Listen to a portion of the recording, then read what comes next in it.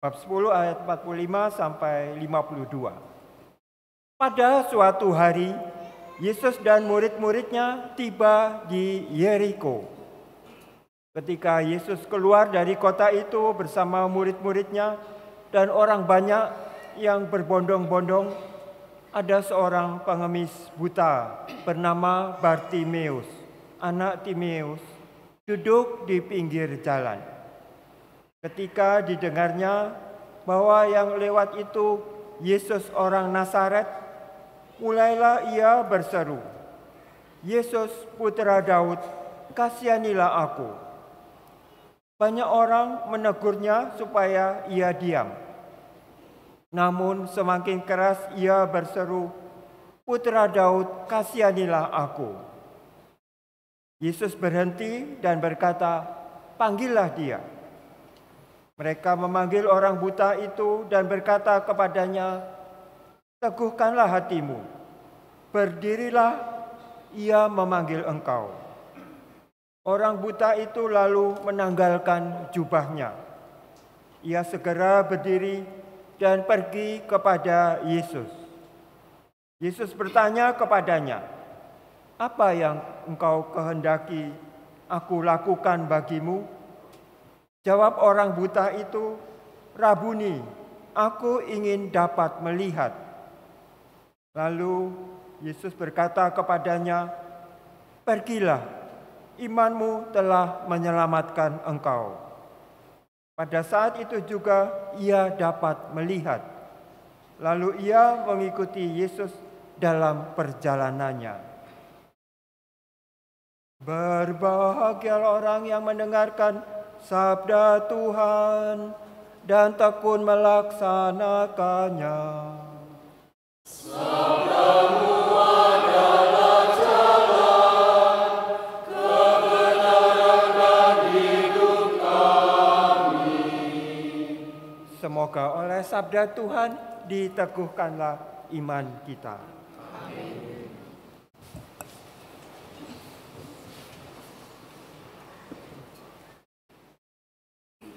Nabi Yeremia tadi sudah menubuatkan ada pemimpin nanti yang datang membebaskan kamu, yaitu orang-orang Israel, untuk berjalan kembali ke tanah air mereka.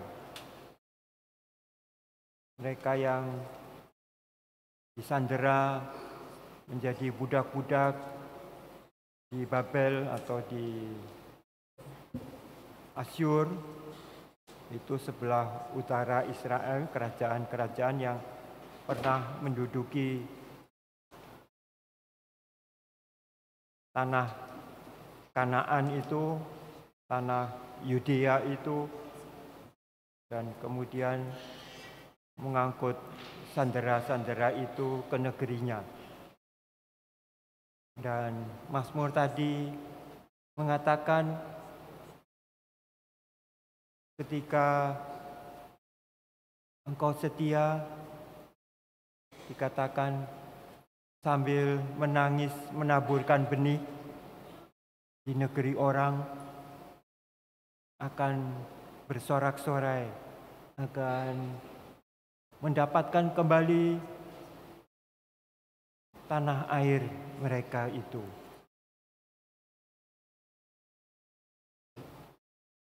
Dan Yesus bersama dengan murid-muridnya dan orang banyak yang berbondong-bondong itu dalam perjalanannya ke Yerusalem. Mereka tiba di Yeriko. Itu perjalanan Yesus menuju Yerusalem untuk melaksanakan perutusannya. Ia diutus Allah untuk membebaskan bangsa-bangsa. Karena itu, ketika ia tiba di Yeriko itu, ada seorang pengemis yang bernama Bartimeus itu di Yeriko. Yeriko itu suatu kota yang sangat kuno. Sebelum orang Kanaan datang ke situ, diketemukan puing-puing bahwa pada waktu itu sudah ada alat yang namanya perunggu. Alat untuk membuat bahan, untuk membuat peralatan perunggu. Sekarang pun dipakai untuk di Olimpiade juara ketiga itu perunggu. Itu sudah diketemukan. Tetapi kemudian kota itu dimusnahkan oleh bangsa Kanaan yang kemudian mendudukinya. Tanah Kanaan itu luas. Dan di zaman Musa dan Harun, mereka pun sampai di Yordan dan kemudian mengutus Yosua dengan 12 orang kepala suku Israel untuk masuk ke kota itu. Tapi kemudian bangsa Israel itu kalah atau surut kembali. Mereka tidak berhasil karena kurang kepercayaan. Karena itu di tempat itu kemudian Allah berkata kepada Musa dan Harun, kamu tidak akan menduduki tempat itu. Dan mereka berjalan kembali. Sampai 40 tahun lamanya baru kembali lagi. Karena tidak percaya, mereka itu tidak bisa sampai ke Yeriko itu. Seorang memperkirakan nama Yeriko itu kota bulan.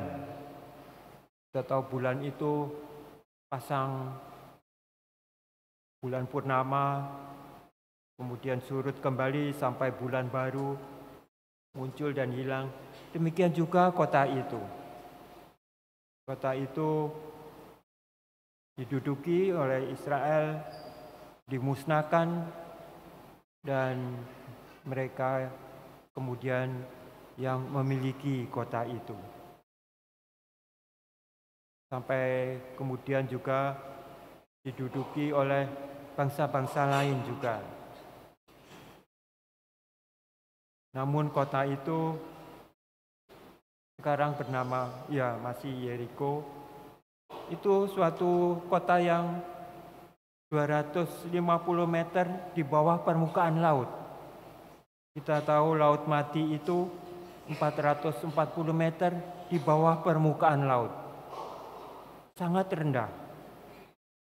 Sedangkan Yerusalem itu kurang lebih 600 meter di atas permukaan laut.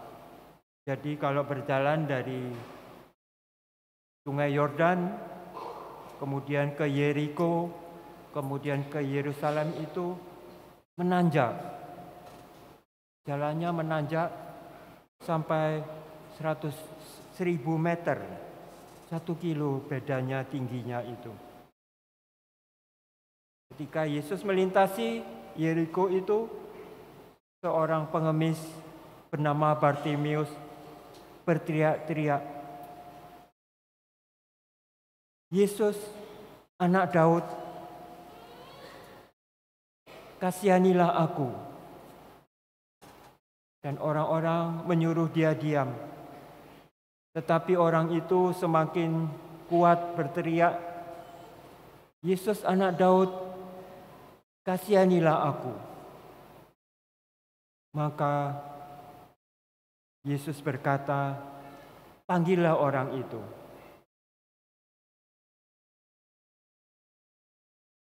Yesus bertanya, apa yang kau kehendaki aku perbuat bagimu? Bartimius itu berkata, aku ingin melihat. Dan seketika itu juga Yesus berkata, imanmu menyelamatkan engkau. Dan seketika itu juga Bartimeus itu bisa melihat. Memang juga pengikut-pengikut Daud pernah bersembunyi di kota itu, mencari perlindungan ketika Daud masih dikejar-kejar oleh Saul itu. Karena itu mungkin Bartimeus itu mungkin salah seorang keturunan Daud. Dan ia tahu janji Allah kepada Daud itu bahwa seorang dari keturunannya akan membuat bangsa itu berbahagia. Dan karena itu Bartimeus berseru-seru, Yesus anak Daud. Anak Daud. Tahu. Bartimeus ini rupanya juga cerdas. Atau bangsa Israel itu memang mempertahankan tradisi untuk selalu mengenal silsilah. Sehingga mereka tahu. Dan karena itu mungkin Bartimeus ini di dalam hatinya timbul, inilah saatnya. Dan karena itu Yesus menyelamatkan dia. Yesus berjalan menuju Yerusalem. Dan kita tahu Yesus nanti akan disambut di Yerusalem. Memasuki Yerusalem dengan keledai itu. Supaya orang-orang berteriak, Raja kita telah datang. Damai beserta kita. Itu juga dinyatakan oleh Mazmur itu yang mengatakan sudah saatnya menuai, memanen tuaian orang yang menabur dengan bercucuran air mata akan menuai hasilnya dengan kegembiraan. Itu juga diharapkan kepada kita semua ini. Kita ini seringkali terbelenggu oleh dosa kita. Karena itu Nabi Yeremia itu mengatakan supaya kita itu mampu melihat tanda-tanda zaman. Tanda zaman kita ini. Kita ini seringkali tertipu oleh dunia ini. Kita itu sering diiming-imingi untuk mempunyai pengharapan sendiri tentang diri kita. Karena itu kita seringkali ingin mendapatkan waktu hidup di dunia ini kenyamanan dengan jalan potong, dengan jalan mendapatkannya secara katakan hina. Lihat saja di sekitar kita itu banyak orang yang memperkaya diri untuk kenyamanan, untuk barangkali 7 turunannya dengan mengumpulkan emas, harta, uang, sehingga kita seringkali juga dilelapkan oleh iming-iming dunia ini dengan teknologi yang canggih. Sehingga kalau kita memilikinya, rasanya kita ini tidak hidup lagi. Kita sangat kemudian tergantung kepada alat-alat teknologi itu. Kepada iklan-iklan di media massa itu. Kadang-kadang kita itu dihibur dengan penghiburan yang palsu. Sementara kita itu dijejali dengan berbagai makanan, supaya kita lupa bahwa kita itu makhluk sosial yang seharusnya peduli juga dengan sesama kita. Peraturan-peraturan yang dibuat untuk kepentingan penguasa dan bukan untuk kepentingan rakyat banyak.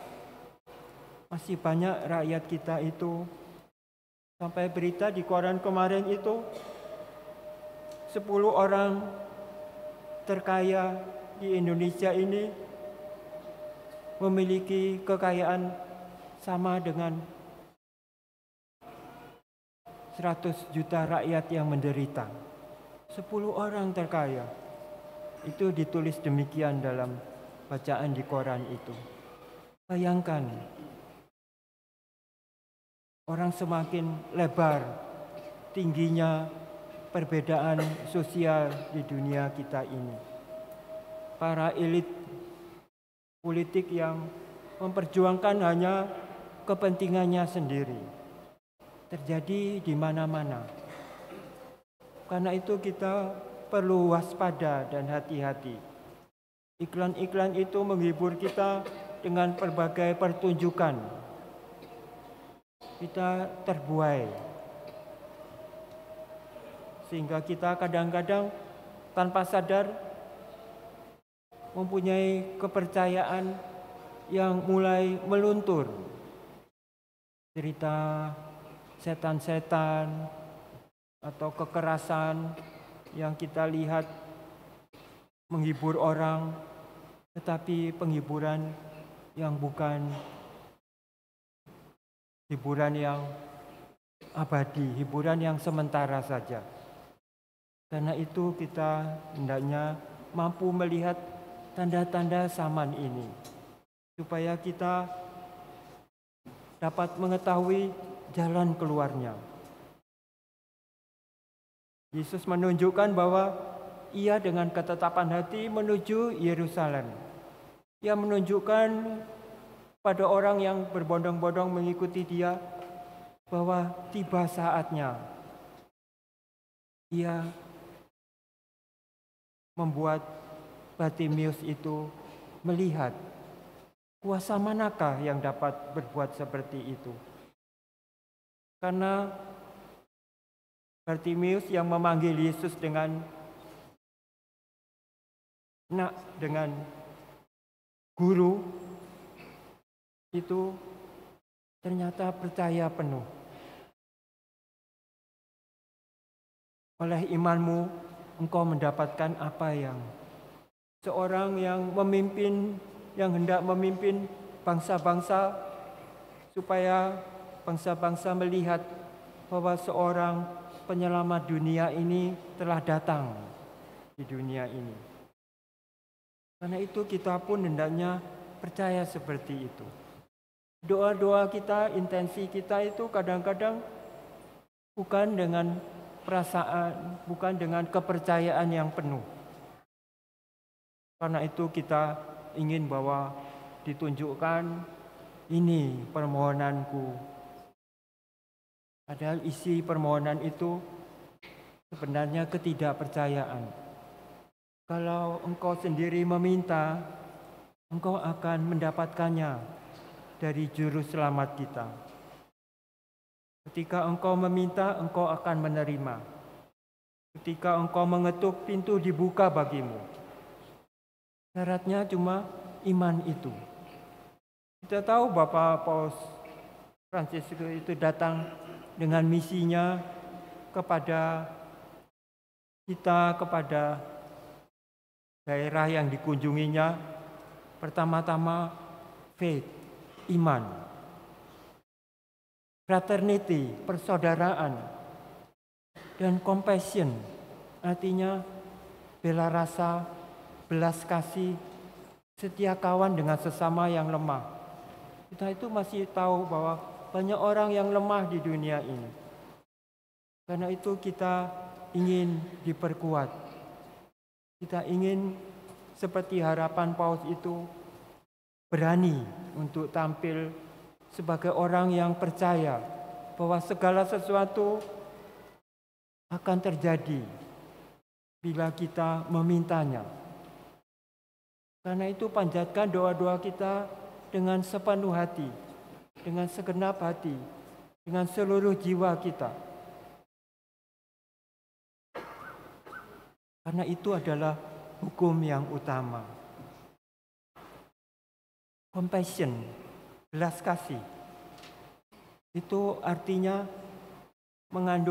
compassion itu mengandung arti belas kasih, kesetia kawanan, persaudaraan, bela rasa. Artinya kita ini mau sama-sama menanggung apapun yang terjadi, dalam untung dan malam, dalam sehat dan sakit. Itu bunyi dalam perayaan perkawinan itu. Dalam keberuntungan dan dalam kemalangan bersama-sama. Karena itu kita mesti hati-hati dalam menanggapi setiap kejadian pada zaman ini.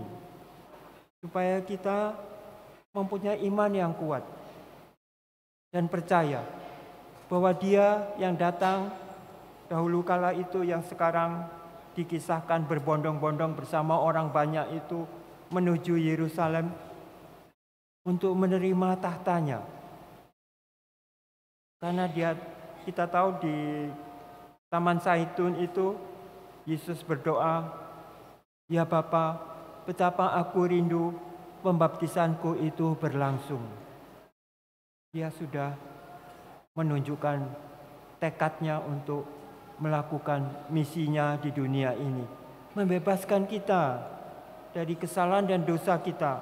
Di atas kayu salib itu Dia sudah melakukannya untuk kita. Dialah Raja Damai itu. Kalau Anda ingin damai di dalam hati, pertama-tama bersujudlah kepada Dia. Apa yang Dia kehendaki, terjadilah dalam dirimu. Percayakan seperti Bunda Maria yang berkata, "Aku ini hamba Tuhan, terjadilah padaku menurut kehendak-Mu." Dan Maria diangkat ke surga. Kita percaya hal itu. Maka kita pun juga jangan khawatir akan hidupmu. Tuhan itu menjaminkan dirinya. Karena itu dikatakan dalam kitab Ibrani tadi, beruntunglah kita mempunyai seorang imam agung yang tahu bagaimana orang jahil itu, orang yang tersesat itu. Dia mengalami di tengah-tengah orang-orang itu, di tengah umatnya itu, keresahan hati. Dan ia pergi untuk membebaskannya dengan sebulat hatinya. Karena itu mari kita bersyukur. Keberuntungan dan kebahagiaan itu selalu mendampingi kita bila kita mempercayakan kepadanya. Apapun yang terjadi. Kita tahu minggu yang lalu itu kitab kebijaksanaan dari Salomo itu mengatakan, "Aku tidak perlu segala sesuatu, kesehatan atau tahta, tetapi aku ingin kebijaksanaan, pengetahuan, kebenaran, keadilan." Karena itu kita tahu Salomo itu penuh dengan kebijaksanaan Allah. Itu lebih penting bagiku daripada segala kekayaan atau tahta kekuasaan. Mari kita juga dalam hidup ini mencari Dia yang akan memimpin kita menuju keabadian dalam kedamaian. Amin.